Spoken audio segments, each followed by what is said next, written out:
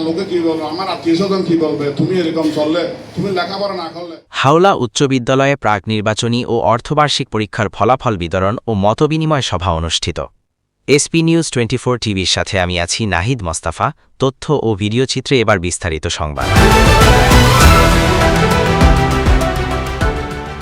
সত্যের সন্ধানে SB news 24 TV.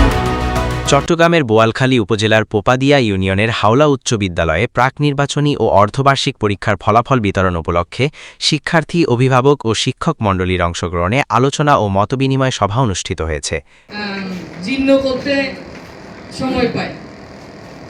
সোমবার ৩ আগস্ট ২০২৬ সকাল ১০টায় বিদ্যালয়ের মিলনায়তনে আয়োজিত অনুষ্ঠানে সভাপতিত্ব করেন বিদ্যালয়ের প্রধান শিক্ষক বাবু দীপক কান্তি চৌধুরী।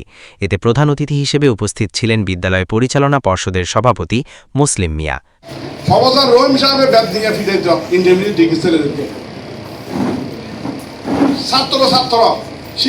শিক্ষক মা বাবার স্থান, এটা সম্মান দেখাতে হবে, এটা জানতে হবে। আলোচনা সভায় শিক্ষক মণ্ডলীর পক্ষ থেকে বক্তব্য রাখেন সহকারী প্রধান শিক্ষক মোহাম্মদ সেলিম, সিনিয়র শিক্ষক মিসেস শিপ্রা দে এবং মাসুক ইলাহি। অভিভাবকদের পক্ষ থেকে বক্তব্য দেন মোহাম্মদ ইউসুফ, মিসেস ইয়াসমিন আক্তার এবং বাবু পুলক আচার্য। প্রধান অতিথি তার বক্তব্যে শিক্ষার্থীদের সুশিক্ষা, নৈতিক মূল্যবোধ ও সার্বিক উন্নয়ন নিশ্চিত করতে অভিভাবকদের আন্তরিক সহযোগিতা কামনা করেন। আপনাদের কাছে অনুরোধ থাকবে, আপনার ছেলে মেয়ে উশৃঙ্খলতা করলে এটা আপনি বুঝাবেন।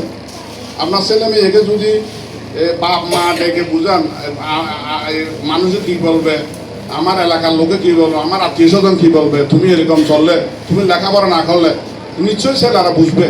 তিনি শিক্ষার্থীদের নিয়মিত অধ্যয়ন, শৃঙ্খলা, সময়ানুবর্তিতা এবং পরীক্ষায় ভালো ফলাফল অর্জনের লক্ষ্যে দিকনির্দেশনামূলক বক্তব্য প্রদান করেন। সভায় বিদ্যালয়ের শিক্ষার মান উন্নয়ন, শিক্ষার্থীদের পাঠ্যাভ্যাস বৃদ্ধি, পরীক্ষার ফলাফল পর্যালোচনা এবং শিক্ষক অভিভাবকদের পারস্পরিক সমন্বয়ের মাধ্যমে শিক্ষার্থীদের উজ্জ্বল ভবিষ্যৎ গড়ে তোলার বিষয়ে গুরুত্বারোপ করা হয়।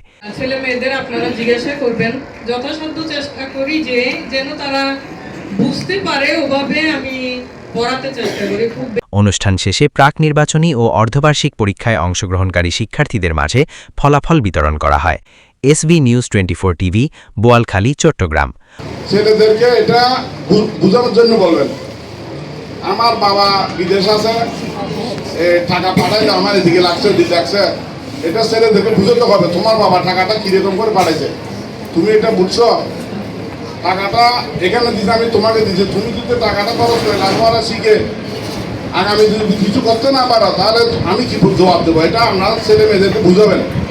চিন্তা করুন কিভাবে আপনার ছেলে মেয়েদেরকে আমরা আরো সাহায্য করতে পারি।